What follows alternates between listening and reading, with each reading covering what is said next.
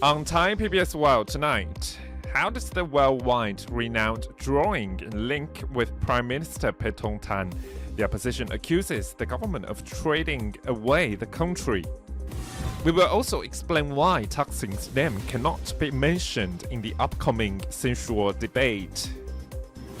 And one of the largest foreign investors in Thailand may put their new investment in neighboring countries as the population is transitioning to a super-aged society.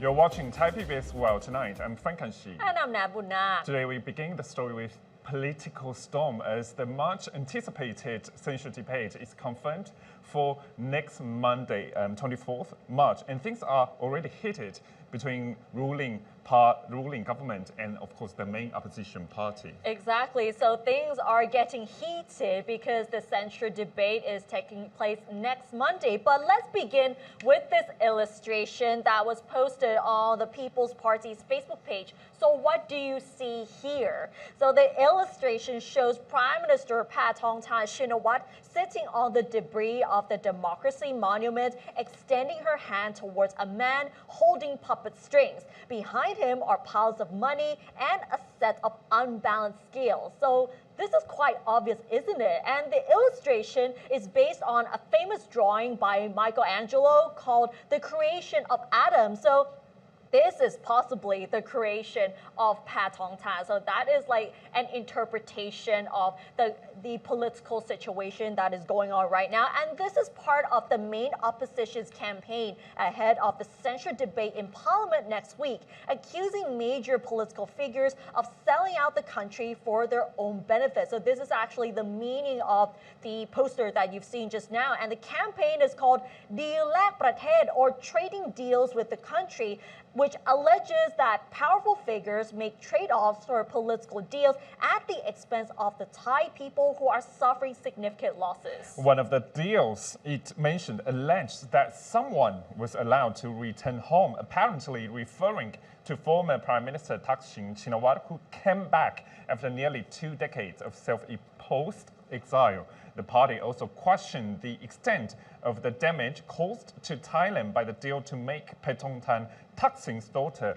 the prime minister. It also criticized Paetongtarn and the Pheu party for failing to deliver on many of their campaign promises, including the digital wallet scheme. In response, the ruling Pheu party also posted on Facebook criticizing the opposition along with a picture of a broken compass, indicating that they have lost track of their own mission and are simply into themselves. The first censure debate against Paetongtarn was initially stalled by the opposition's insistence on stating that the prime minister lacks leadership ability because she's influenced by her father. Opposition leader Nattapong Rungpanyawut has later agreed to replace the name with the indirect reference. So this is actually the war of words between the Pheu party and the main opposition party, the People's Party, because the censure debate against Prime Minister Paetongtarn Shinawatra is taking place next Monday. So we can't wait to see what will happen during the censure debate, but I think we've got a glimpse of what the main opposition party will say about the prime minister, one of them being the influence by Thaksin Shinawatra over her administration. And the ruling government and the opposition were in a tug of war over the reference of Thaksin Shinawatra during the upcoming censure debate. But eventually the People's Party agreed to remove his name and decided to use indirect references instead. But here's a brief explainer why the name of Thaksin Shinawatra cannot be used in this debate. So it all began when the House Speaker Wan Muhammad Nomatha warned opposition MPs not to mention any outsiders during the censure debate or else they could face lawsuits. In his urgent letter to the People's Party leader, Nattapong Rungpanyawut, Wan Nor asked them to delete the name of an outsider from its motion seeking a censure debate against Prime Minister Paetongtarn Shinawatra. The reason is because the outsider cannot attend the House meeting to defend himself. Although Wan Nor did not mention Thaksin's name directly, it is easily understandable who he was referring to, as he cited the opposition's motion to grill the Prime Minister's performance, which clearly stated that they will grill Paetongtarn because she allowed Thaksin, who's her father, to have influence over her. Following Wan Nor's statement, People's Party leader Nattapong Rungpanyawut insisted not to remove Thaksin's name, claiming that outsiders have been mentioned in censure debates in the past. The party's spokesman, Parit Wacharasin, also challenged Wan Nor's request that the party should delete Thaksin's name from its motion. He previously said on his Facebook post that he disagrees with the speaker's request, noting that from a legal perspective, there is no reason for the party to delete the name because neither the Constitution nor the House regulation empowers the House Speaker to judge the content of a motion. He also claims that Thaksin has openly admitted to influencing the running of the government, as he explained that referring to Thaksin in its censure motion is part of the debate concerning the administration of the country and not a personal attack on the individual. Later on, People's Party Deputy Leader Sirikanya Tansakun insists that they will not remove Thaksin's name from the motion. However, they have considered other options, such as using indirect references such as you know who and that man. And Thaksin himself even commented about his name being included in the censure debate, saying that the People's Party should have been more creative and reliable rather than engaging in a bid to include his name in the debate. He also said that he was neither an MP nor a minister, so he did not understand the reason behind the party's insistence on mentioning his name in the motion to grill Prime Minister Paetongtarn. But eventually, the opposition parties agreed to resubmit the no confidence motion, replacing Thaksin's name with this reference instead, which is called a family member. So in the new motion shown to the media, the opposition crossed out Thaksin's name with a pen and replaced it with a family member in handwriting. So the opposition parties agreed to drop the name Thaksin and use a family member. So it is obvious for many MPs who they're talking about. That's not a new story because, of course, according to many political analysts, that they think that, of course, Thailand, Thaksin Shinawatra is at the back of Paetongtarn Shinawatra because, of course, they are father and daughters here. And, of course, People's Party right now getting very interested in how to make the political censure debate here in Parliament next week more interesting and more attractive at the end to get their spotlight there.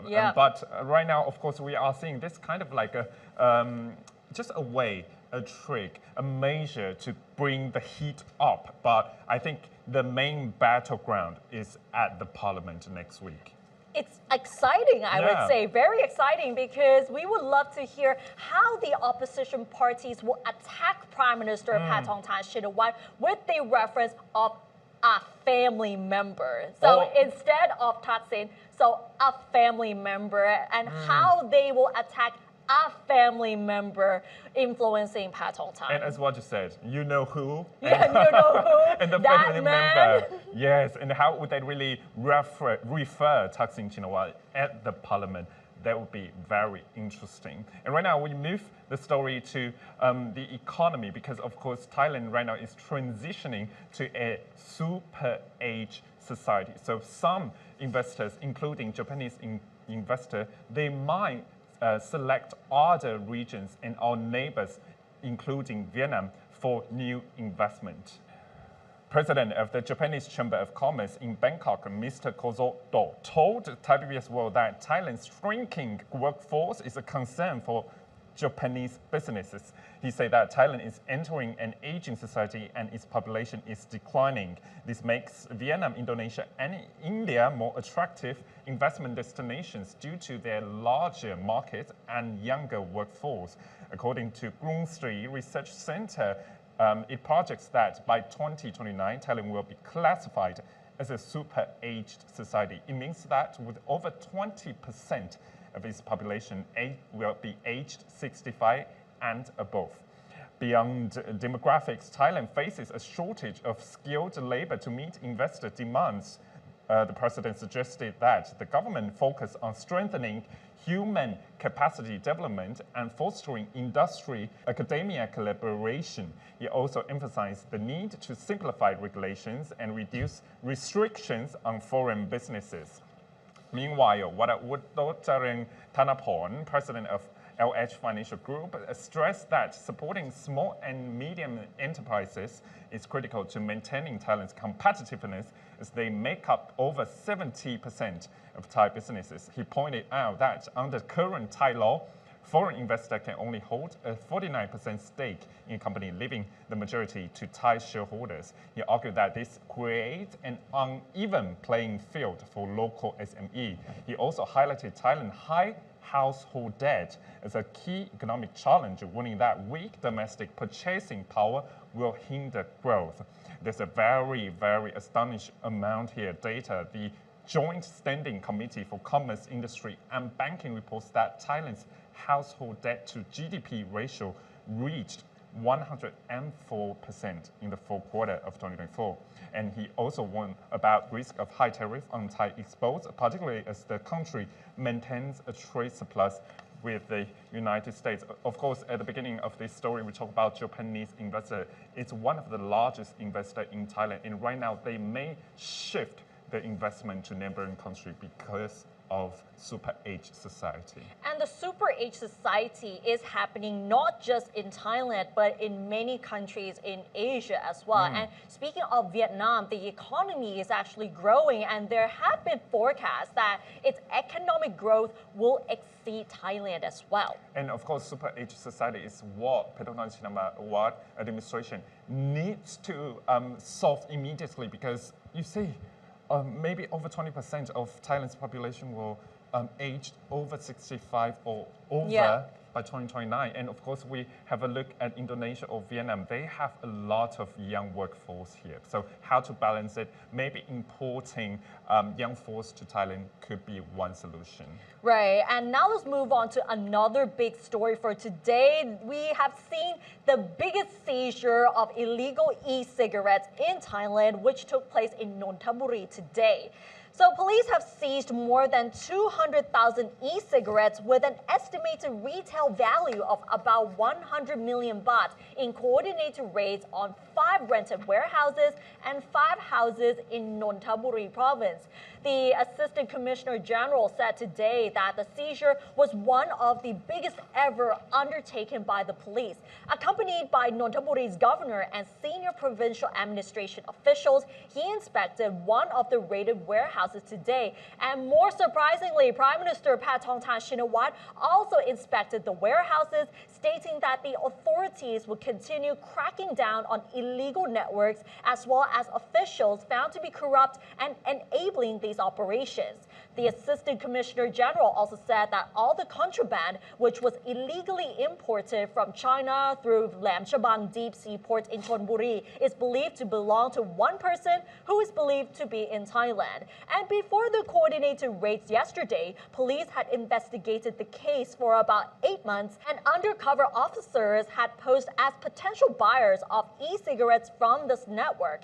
2 men were taken into custody, but both claimed that they were just warehouse watchmen who were paid 20,000 baht a month each. Police claim that this network's e-cigarettes are sold to order through online channels, and these e-cigarettes are actually illegal here in Thailand, whether it's for purchase or for sale. So this is actually a big raid in Nonthaburi province today. Right. It's a very, very efficient measure for the police officers and authority, of course, to crack down the supply chain of these illegal e-cigarettes in Thailand. And of course, we've seen a lot of stories surrounding this, that, of course, underage students, they use it. This is a very illegal and unhealthy for not just for underage students, and of course adults too. So right now, of course, the authority trying every measure to crack down as soon as possible. Yes, and we can see that the Thai authorities have been taking things very seriously in terms of the crackdown of these illegal e-cigarettes, especially the ones that are disguised as toys or even sweets, because this would be attractive for children who may not know that this would be e-cigarettes as well. So the Thai authorities and the policemen have been trying really hard to crack down on these e-cigarettes and also other drugs as well. And I think we have to mention and emphasize that, of course, this e-cigarette is more harmful than the traditional cigarettes. So if you really see that, please report to the authority and just be careful. Do not use that purpose. And before we end the program of tonight, we have to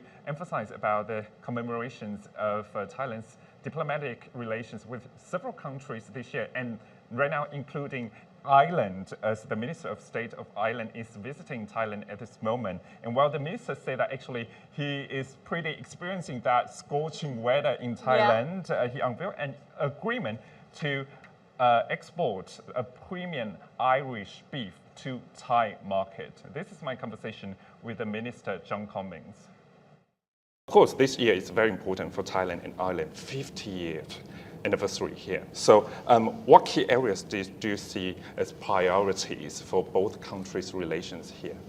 Well, obviously, I'm here in Thailand as part of our annual St. Patrick's Day celebrations.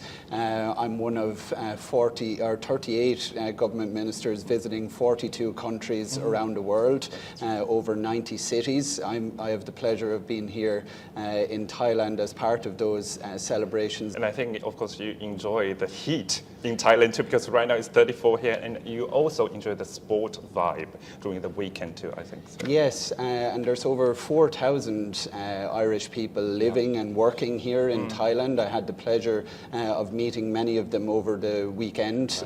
They were taking part in our national sports of hurling and Gaelic football here. There's a very vibrant club here. And what I really enjoyed was that every week some of the teachers teach young Thai students how to play our Irish national sport of Gaelic football. And we'll be going and visiting Sister Louise at the Fatima Centre shortly, and she's been doing huge work with vulnerable women and children here in Bangkok for the last 60 years. So I suppose it just goes to show how the Irish are intertwined here in Thailand. And of course, I understand the Irish community here is very strong on the ground here to, of course, to strengthen Thailand and Ireland's relations here. And right now, it's to of course, your official trip now in Thailand. What are your initiatives to really strengthen Thailand's and Ireland's relation in terms of trade, in terms of maybe political consultation or other part with your counterpart here? Yeah, well, look, I think Ireland is part of the European Union. We're the only English-speaking country now in the European Union. It's a union of 450 million consumers. Obviously, Thailand is part of ASEAN as well. You know, there's 600 million consumers here in Southeast Asia. And I think in terms of trade, that EU-Thailand free trade agreement that's been worked on, that we're working with our counterparts in Europe and bilaterally with Thailand is going to be really important for further developing trade, because while there are many companies, Irish companies investing here in Thailand, the likes of Stripe and Kingspan and others, the Kerry Group, and there are investments in Ireland through the Central Group and the Minor Group, there's huge opportunities for even further growth, particularly in the food and beverage sector. In 2024 alone, there was a 40% increase in exports to Thailand from Ireland. So we want to see that grow further. Tomorrow when I'm here, we're going to be launching Irish beef into the Thai market for the very first time. It's really interesting to see that Ireland is trying to export more of its goods to Thailand so that Thailand can actually explore more about the country, especially through Irish beef. That sounds really interesting. And I would like to try it when it comes to the market. And it, of course, it also signals the good relations and strengthening the relations between two countries here. And this time, the Minister, John Cummings, also visited one charity project implemented by one Irish woman staying here for more than 60 years. It will be a very interesting bout that we can see. And of course, playing football during the heat, 34 Celsius, interesting. Yes, and it's a perfect timing though because it's St. Patrick's Day as well. All right, and that wraps up tonight's edition of Thai PBS World Tonight. Join us every Monday and Tuesday at 6 p.m. on Thai PBS World's Facebook and YouTube Live. And don't forget to follow us on social media and our website, thaipbsworld.com, for all the latest stories and analyses about Thailand. Thanks for watching, and we'll see you next week. สวัสดีค่ะ สวัสดีครับ